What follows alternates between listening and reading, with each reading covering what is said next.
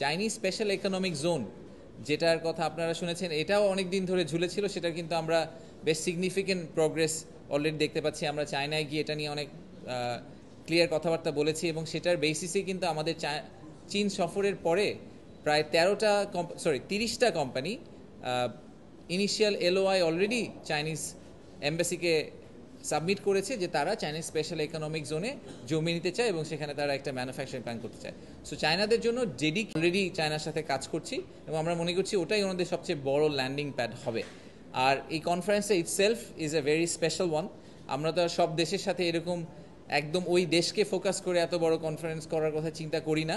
চায়নার জন্য আমরা করছি কারণ আমরা মনে করছি যে এটা আমাদের জন্য এফডিআই এর সবচেয়ে বড় উৎস হবে আগামী 5 থেকে 10 বছরে।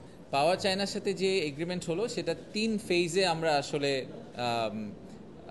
এক্সিকিউট করব। তো আমরা ফেজ 1-এ ওনাদেরকে টোটাল প্রজেক্টটা প্রায় 3000 একরের একটা প্রজেক্ট, বাট প্রথম ফেজে আমরা আসলে খুব ছোট্ট একটা অংশ নিয়ে কাজ করা শুরু করব।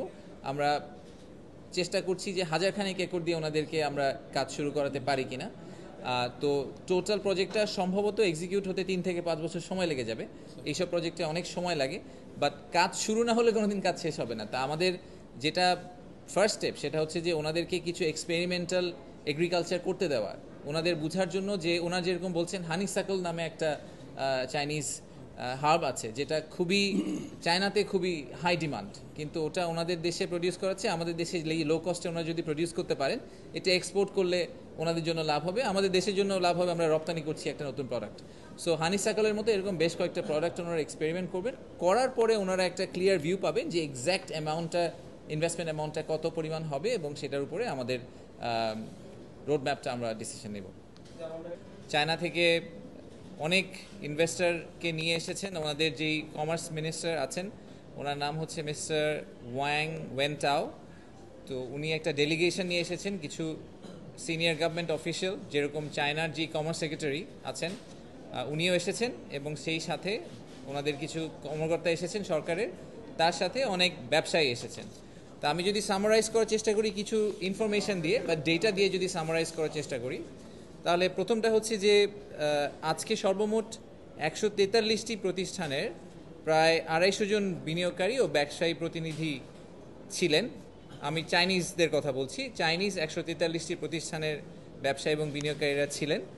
আমাদের বাংলাদেশের অবভিয়াসলি অনেক ব্যবসায়ী বিনিয়োগকারীরা ছিলেন, আমাদের অর্গানাইজাররা যারা আমাদের ব্যাংকিং পার্টনার ছিল তারা ছিলেন। সো সব মিলিয়ে উদ্বোধনী অনুষ্ঠানে প্রায় 500-র মতো আমাদের অতিথি অংশগ্রহণ করেছেন। আর আজকে সারাদিন অনেকগুলা অনুষ্ঠান হয়েছে, সেগুলোতে আমরা আসছি এর পর। তো এই চাইনিজ যেই কোম্পানিগুলো এসেছিলেন তাদের মধ্যে প্রায়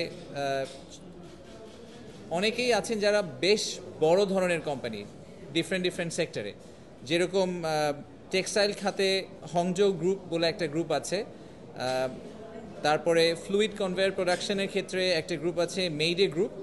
আপনারা দেখবেন এদের নাম যদি সার্চ করে দেখেন ওনারা বেশ বড় কংগ্লোমারেটস।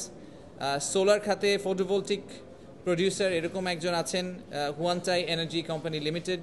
এরা সবাই ম্যাসিভ অর্গানাইজেশনস চায়নাতে। অর্থনৈতিক অঞ্চল উন্নয়নের জন্য পাওয়ার চায়না আছে, তারা বেশ কয়েকটি অর্থনৈতিক অঞ্চল আগে করেছেন। পৃথিবীর সবচেয়ে বড় metallurgical contractor, world's largest metallurgical contractor প্রস্তুতকারক প্রতিষ্ঠান metallurgical corporation of China limited, ওনারাও আজকে অংশগ্রহণ করেছেন। এবং এগ্রি বিজনেসে আছেন এরকম বেশ বড় কিছু চাইনিজ কোম্পানি অংশগ্রহণ করেছেন, সিচুয়ান সিনসি ইন্ডাস্ট্রিজ কোম্পানি লিমিটেড, লাইউ ম্যানহিং ভেজিটেবলস ফ্রুটস কোম্পানি লিমিটেড ইত্যাদি। আপনারা যদি আজকের উদ্বোধনী অনুষ্ঠানে থেকে থাকেন আপনারা হয়তো শুনেছেন ওনাদের কমার্স মিনিস্টার, ওনাদের যে চাইনিজ অ্যাম্বাসেডার বাংলাদেশে, ওনারা কিন্তু রিপিটেটিভলি বলেছেন যে ওনারা এই বাংলাদেশের এই ট্রানজিশনটাকে খুব হেভিলি সাপোর্ট করেন এবং ওনারা মনে করেন যে এই ট্রানজিশনটা এই রিফর্মটা বাংলাদেশের জন্য দরকার ছিল। তো ওনারা এটা খুবই রিপিটেটিভলি এই কথাটা বলেছেন এবং আমি আগেও এটা বলেছি, আমি আবারও রিপিট করছি, সেটা হচ্ছে যে আমার জেনুইন বিলিফ যে investment is not a political agenda. Investment সবার জন্য দরকার। ইনভেস্টমেন্ট আগামী বা যারাই ক্ষমতায় আসুক, যখনই ক্ষমতায় আসুক, তাদের জন্য ইনভেস্টমেন্ট প্রমোট করাটা একটা প্রাইমারি এজেন্ডা হবে। সো আমরা যা ইনভেস্টমেন্ট প্রমোট করার কাজ করতে থাকবো ওনারা ওই কাজটাকে কন্টিনিউ করবেন। সো আমি এটা নিয়ে একেবারেই চিন্তিত না। মংলার ব্যাপারটা আপনি যেটা বললেন, মংলার ব্যাপারে আজকেও আমাদের ওনাদের সাথে একটু কথা হয়েছে। মংলাতে ওনারা দ্বিতীয় একটা স্পেশাল ইকোনমিক জোন করার কথা ইনিশিয়ালি প্রস্তাব দিয়েছিলেন মৌখিকভাবে। এটার লিখিত প্রস্তাবের জন্য আমরা ওনাদের এম্বাসিকে জানিয়েছি। তো চীন সরকার থেকে প্রথমে আসলে লিখিতভাবে একটা প্রস্তাব আসতে হবে, আসলে তারপরে সেটা নিয়ে আমরা কাজ করা শুরু করতে পারবো। বাট ইন প্রিন্সিপাল আমরা এটাকে এক্সপ্লোর করতে রাজি হয়েছি চাইনিজ গভর্নমেন্টের সাথে। চাঁদপুরের বিনিয়োগটা মাত্র আমি আপনাকে বললাম, এক্স্যাক্ট অ্যামাউন্টটা কোয়ান্টিফাই করার জন্য আমাদেরকে আরও একটা দুটা স্টেপ পার হতে হবে। পার হতে পারলে আপনাদেরকে আমি একটা ফাইনাইট নাম্বার বলতে পারবো।